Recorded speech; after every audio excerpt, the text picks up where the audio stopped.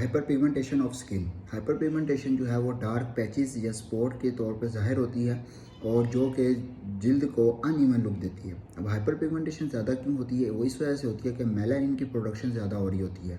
Melanin को बुरा ना समझे, मेलानिन जो है एक डिफेंसिव मैकेनिज्म के तौर पर जिसमें ज़्यादा होता है, जो कि यूवी रेज से जिल्द को प्रिवेंट करता है, उस यूवी रे को अब्जॉर्ब करके जिस जिल्द को महफूज रखता है, ऑक्सीडेशन नहीं होने देता, फ्री रेडिकल से बचाता है।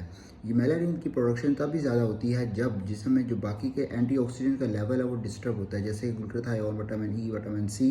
जब इनका मैकेनिज्म डिस्टर्ब होता है तो मेलानिन जो है वो ओवरकम करता है और वो एंटीऑक्सीडेंट का रोल प्ले करता है। इसके लिए क्या है कि स्ट्रेस के लेवल को कम रखा जाए, हार्मोनल जो हार्मोन कोर्टिसोल वगैरह और इंसुलिन की सेंसिटिविटी को इम्प्रूव किया जाए, और एक्सरसाइज और जो है नेचुरल गज़ा उनका इस्तेमाल किया